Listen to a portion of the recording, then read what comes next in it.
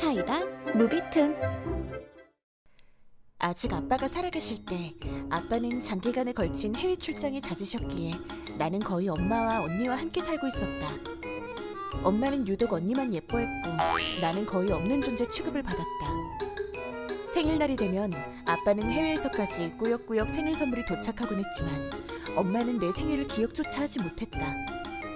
그런 엄마를 보고 자라서 그런 건진 몰라도 언니도 나를 유령 취급하긴 마찬가지여서 아빠가 보내주신 내 생일 선물조차도 언니 마음에 들면 나에겐 한마디 상의도 없이 언니 것이 되게 일쑤였다. 왜 그렇게 엄마는 나에게 쌀쌀맞은 건지, 언니는 왜 그렇게 나를 하찮게 대하는 건지 아빠에게 이야기도 해봤고 아빠 역시 그 일로 언니와 엄마를 호되게 꾸짖기도 하셨지만 잠깐 반성하는 척 하더니 며칠이 지나면 언제 그랬냐는 듯 원상복귀하길 수차례. 그런 주제에 정말 간혹가다 아버지가 귀국하셔서 집에 계실 때면 언제 그랬냐는 듯 나를 가족처럼 대하는 척 연기를 하기도 하고, 나는 어릴 때부터 어른이 될 때까지 이런 식으로 엄마와 언니의 학대를 받아왔다. 아버지의 수입은 상당한 편이어서 우리 집은 흔히들 말하는 부유층에 속했는데 엄마와 언니는 그런 아버지의 경제력을 이용해서 둘이 함께 세계 곳곳을 여행 다니곤 했다. 그럴 때마다 집에 혼자 남은 나에게는 "넌 이거라도 먹고 있어!" 라며 돈 한 푼 주지 않고 집에 있는 빵 한 덩이를 며칠에 걸쳐 나눠 먹다가 곰팡이가 피어버린 적도 있었다. 난 어른이 되고 나서부터는 집을 나와 혼자 살기 시작했다. 뭐 거의 엄마와 언니에게 쫓겨나다시피 한 거지만 나 역시 내심 바라던 일이기도 했다. "네가 독립한다는데 왜 너한테 돈을 줘야 하니?" 라며 엄마는 땡전 한 푼 도와주지 않았지만 엄마 몰래 아빠로부터 상당한 지원금을 받았었다. 그러던 어느 날 아버지가 쓰러지셨다. 다행히 귀국 중에 쓰러지신 터라 가족들이 있는 근처의 병원에 입원하실 수 있게 되었다. 아빠의 병명은 암이었다. 나는 그 후로 매일같이 병원에 들리게 되었는데 엄마는 아빠의 물건들을 챙겨다 주곤 바로 돌아가 버렸다. 엄마와 언니가 지금까지 돈을 물쓰듯 할 수 있었던 것도 다 아빠 덕인데 어쩜 저럴 수가. 보다 못해 언니를 붙잡고 "아빠 병문 안 가서 얼굴 좀 비춰주면 아빠도 좋아하시지 않을까?" 라고 이야기도 해봤지만 "예, 알겠습니다" 라고 건성건성 대답할 뿐 언니가 병원의 모습을 드러내는 일은 없었다.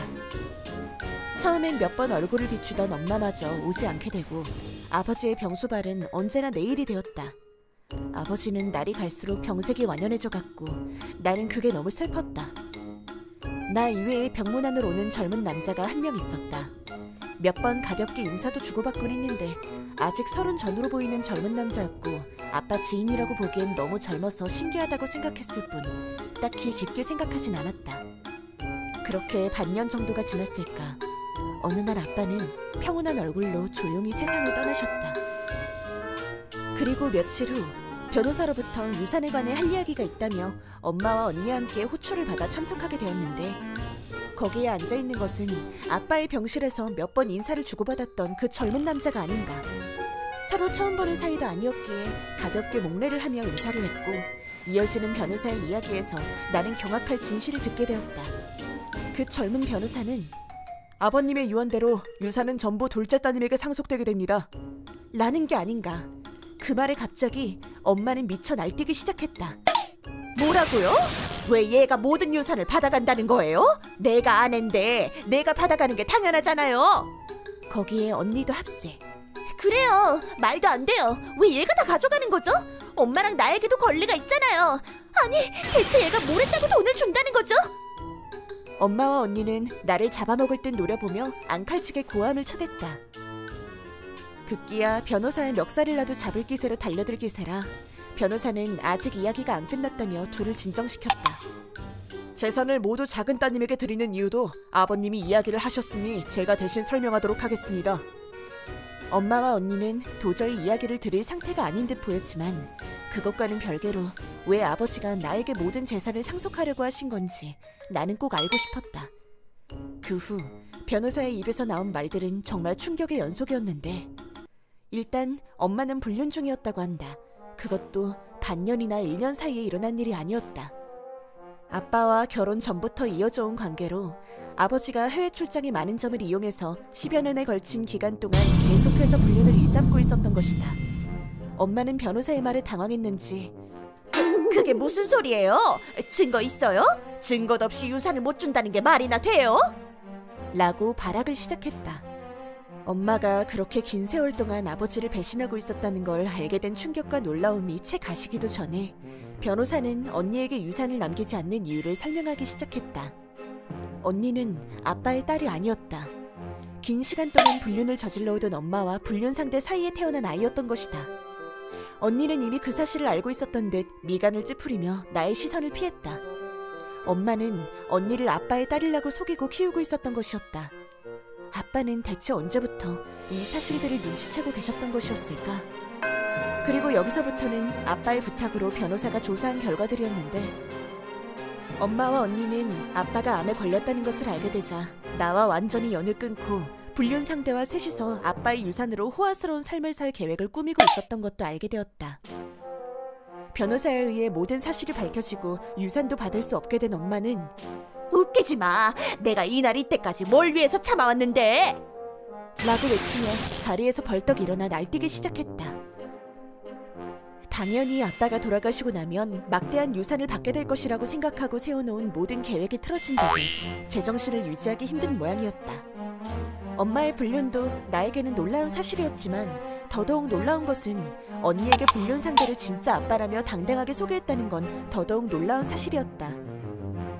언제 언니에게 불륜 상대를 소개한 건진 모르겠지만 셋이서 여행을 다닌 정황도 이미 변호사가 전부 조사해둔 상태였다. 변호사의 말에 따르면 아빠는 엄마의 불륜을 눈치챈 이후부터 꾸준히 이것저것 조사해서 많은 증거를 확보해둔 상태였는데 잦은 해외 출장과 병 때문에 자신을 배신한 엄마와 자기 딸도 아는 언니가 멋대로 행동하는 것을 막을 수 없었고 그 때문에 그 두 사람에게 내가 괴롭힘을 당하는 것조차 막아주지 못했다는 죄책감 때문에 이 모든 유산을 나에게 넘겨주기로 결정하셨다고 한다. 유산에 대해 모든 권리를 잃게 된 엄마와 언니는 돈 내놔 이년아! 라며 나에게 달려들었고 그 모습을 본 변호사는 작은 따님에게 손끝 하나라도 대시면 바로 고소장을 작성하도록 하겠습니다. 라고 엄포를 놓았다. 이 변호사는 젊긴 해도 살아생전 아버지와 여러모로 왕래가 잦았던 분으로 아버지는 재산을 모두 나에게 상속하게 되면 엄마와 언니가 이렇게 날뛸 것을 예상하시고 변호사와 함께 모든 경우에 어떻게 대처할 것인지 계획을 다 세워두셨다고 한다. 엄마는 자기 머리를 쥐어뜯으며 너희들 어디 한번 두고 봐! 라고 고래고래 소리를 지르며 언니를 끌고 사무실을 나갔다. 언제나 조용하고 상냥한 아빠였는데 돌아가시고 나서 아빠의 이런 무서운 면을 보게 될 줄이야. 그렇게 긴 시간 동안 아빠를 배신해왔던 엄마도 그걸 알고서도 아무렇지 않게 아빠의 돈을 물쓰듯 써대던 언니도 아버지의 마지막 공격에 멋지게 당한 꼴이었다. 아버지의 회심의 일격도 대단했지만 이 젊은 변호사도 보통 내기가 아니었다. 아버지의 기대를 저버리지 않으려는 듯 엄마와 언니의 뒷조사를 어찌나 철저히 했는지. 이건 나중에 들은 이야기인데 이 변호사님의 조사를 하던 중에 엄마와 언니가 얼마나 극악무도하며 내가 얼마나 비인간적인 대우를 받고 있는지 알게 되고 나서 원래대로라면 사적인 감정을 가져서는 안 되는 법이지만 인사님의 부탁이기도 하고 자기도 모르게 분노하여 정말 열과 성을 다해 조사하셨다고 하더라. 사무실에 혼자 남게 된 나는 지금 자신에게 무슨 일이 일어난 것인지 이해하는 데 시간이 필요해서 그저 멍하니 서 있었는데 그때 변호사님이 아버님은 생전에 증거가 다 모이면 어머님과 이혼을 하시고 따님과 단둘이 오붓하게 사실 생각이라고 몇 번이나 제게 말씀하셨었죠. 라며 아빠의 이야기를 해주셨다. 그랬던 아빠가 이젠 세상에 없다는 생각과 바다 건너 다른 나라에서 일하시면서도 항상 날 생각하고 계셨구나 라는 생각에 갑자기 눈물이 왈칵 쏟아져 나왔다. 그 후 나는 변호사님의 도움으로 아빠의 유산 상속을 무사히 마칠 수 있었다. 더 이상 아빠의 월급도 없고 유산도 물려받지 못하게 된 엄마와 언니는 유산 상속을 받지 못하게 되었다는 것을 눈치챈 불륜 상대마저 등을 돌리게 되었다는 듯했다. 그 후로 엄마는 나에게 유산 내놔! 그건 나랑 네 언니 돈이야! 라는 전화를 줄기차게 걸어왔지만 곧 번호는 바꿀 예정이고 더 이상 엄마 목소리를 듣지 않아도 될 듯하다. 어릴 때부터 엄마가 왜 그렇게 언니 편만 들었는지 이제 모든 것이 이해가 갔다. 엄마는 아빠를 ATM이라고 생각하고 있었던 듯하다. 아빠 돈으로 한껏 사치스러운 생활을 하던 두 사람이 무일푼이 된 이 마당에 앞으로 어떻게 살아갈 것인지 사실 좀 궁금하긴 하다. 나는 엄마나 언니가 나를 찾지 못하도록 먼 곳으로 이사를 해서 새롭게 인생을 새 출발하려고 한다. 여담이지만 아빠의 마지막 유지를 받들어 엄마와 언니로부터 나를 지켜주었던 젊은 변호사님은 내 남편이 되었다. 유산 상속 절차라는 게 꽤나 복잡해서 몇 번이고 반복해서 만나는 과정에서 우리 사이에 감정이 싹트게 된 것이다. 나중에 듣게 된 사실인데 아버지는 돌아가시기 전에 이런 말씀을 하셨다고 한다. 이제 남은 건 우리 딸에게 자네 같은 듬직한 남자만 하나 나타나주면 더 바랄 게 없을 텐데 말일세. 아버지의 마지막 소원을 우리 둘이 이루어드리게 된 셈이라고나 할까. 이번 영상은 어떠셨나요? 재밌게 보셨다면 구독, 좋아요에 댓글까지 달아주시면 감사하겠습니다. 그럼 다음 영상에서 만나요.